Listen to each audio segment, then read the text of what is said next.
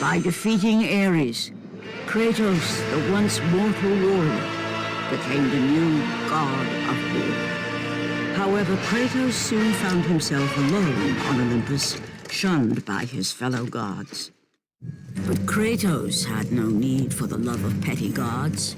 He had found a new family in the warriors of Sparta, gaining solace from his past and carnage through battle. My lord, Kratos! Another city is ready to fall! Soon all shall know the glory of Sparta! Enough, Kratos! With every city you destroy, the wrath of Olympus grows. Soon I will no longer be able to protect you. I need no protection. Do not forget that it was I who made you a god, Ghost of Sparta. Do not turn your back on me. I owe you nothing. Then you leave me no choice. Kratos had turned the pain of his memories into hatred. Hatred for the gods.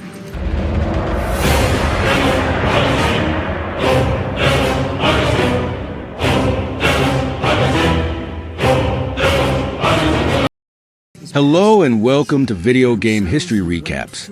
In 2007, the world was once again captivated by the tale of vengeance, betrayal, and god-slaying fury with the release of God of War 2. Developed by Santa Monica Studio and released for the PlayStation 2, this sequel elevated the series to legendary status. Today, we're diving deep into what made God of War 2 not just a worthy successor, but one of the greatest action-adventure games of all time.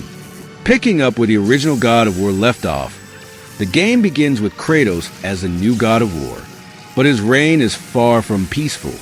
In a bold opening sequence, we see Kratos stripped of his godhood by Zeus himself, betrayed by the very gods he served, cast down to mortality. Kratos is consumed by vengeance once more, guided by the Titan Gaia. He embarks on a perilous journey to change his fate and overthrow the king of the gods. The game's opening sets the tone for the epic scale of God of War 2. The battle against the Colossus of Rhodes is a jaw-dropping spectacle that seamlessly transitions between cinematic moments and gameplay. It's a masterclass in immersive game design. The narrative of God of War 2 dives deeper into Greek mythology, weaving a tale of rebellion and defiance against the Olympian gods. Kratos' journey takes him through mythical lands, where he encounters legendary figures like Prometheus, Icarus, and Perseus. Each character is richly portrayed, adding depth to the world and the stakes of Kratos' quest. But what makes the story truly compelling is Kratos himself. He's not a hero in the traditional sense. He's driven by rage and vengeance. Yet, his relentless pursuit of justice against the gods makes him a figure you can't help but root for. If the first game laid the foundation, God of War 2 built a towering masterpiece on top of it. The combat is refined, with even more fluid combos and brutal finishing moves. The addition of new weapons and abilities, like the Golden Fleece and the Barbarian Hammer, adds depth to the gameplay. One standout feature is the expanded use of magic, such as the Titan-inspired Rage of the Titans. These abilities not only make combat more dynamic, but also tie directly into the game's mythological themes. The world of God of War 2 is vast and varied, taking players from the sunlit peaks of Mount Olympus to the dark depths of the underworld. Each location is meticulously designed with intricate puzzles and hidden secrets that reward exploration. The puzzles are more challenging and creative than ever, seamlessly integrated into the environment. Whether it's manipulating time to overcome obstacles or navigating deadly traps, these moments add layers of engagement to the experience. God of War 2 is renowned for its unforgettable boss battles. Each encounter is a spectacle, blending intense action with mythological grandeur. Who can forget the fight against the Kraken or the climactic duel with Zeus? These battles are not just tests of skill. They're emotional high points that drive the story forward. The scale and creativity of these encounters set a new benchmark for the genre. God of War 2 wasn't just a sequel. It was a defining moment for the series and the action-adventure genre.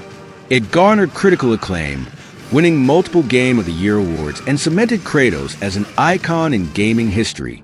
Its success paved the way for future installments, culminating in the groundbreaking 2018 reboot. But even today, God of War 2 stands as a testament to what can be achieved in game design and storytelling. For a PlayStation 2 game, God of War 2 is nothing short of stunning. The graphics push the console to its limits. With detailed character models and breathtaking environments, the epic soundtrack, composed by Gerard Marino and his team, enhances every moment. The orchestral score perfectly captures the game's grandeur and intensity, immersing players in Kratos' mythic journey. So, what makes God of War 2 a timeless classic? It's the perfect combination of epic storytelling, refined gameplay, and unforgettable moments.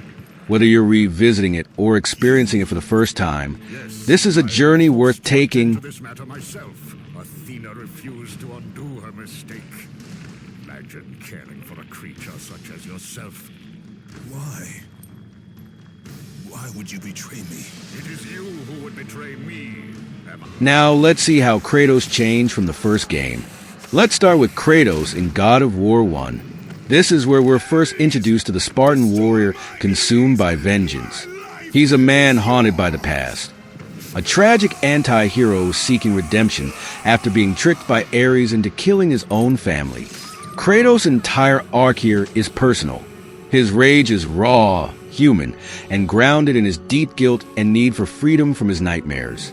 In this game, we see Kratos as a mortal who ascends to godhood.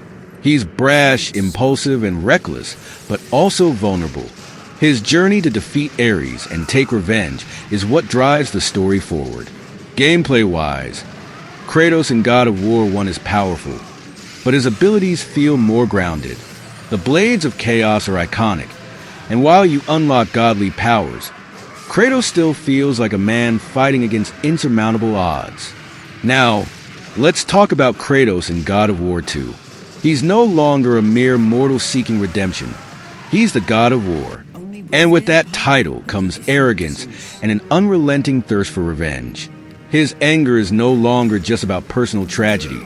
It's directed at the entire pantheon of gods, especially Zeus, who betrays him early in the game. In God of War 2, Kratos' personality takes a darker turn. He's more ruthless, more vengeful, and less reflective. This is a Kratos who has embraced his role as an anti-hero. He's still consumed by rage, but now he's determined to overthrow Olympus itself. And let's talk about his powers in God of War 2. Compared to the first game, he's on a whole new level. With new weapons like the Barbarian Hammer and abilities granted by the Titans, Kratos feels truly godlike. The scale of the game also reflects this shift, battling colossal enemies and traversing grandiose landscapes. So, how does Kratos evolve between these two games? In God of War 1, he's a man driven by personal vengeance and tragedy. By God of War 2, he's a god consumed by his hatred for Olympus and his quest for ultimate power. The transformation is both thrilling and terrifying, setting the stage for his eventual journey in the rest of the series. What do you think? Which version of Kratos do you prefer? The tormented warrior of God of War 1, or the ruthless god-slayer of God of War 2? Let us know in the comments. Thanks for joining us on this deep dive into God of War 2. Don't forget to like, comment, and subscribe for more gaming reviews and retrospectives. Let us know your favorite moment from God of War 2 in the comments below. Until next time, keep gaming.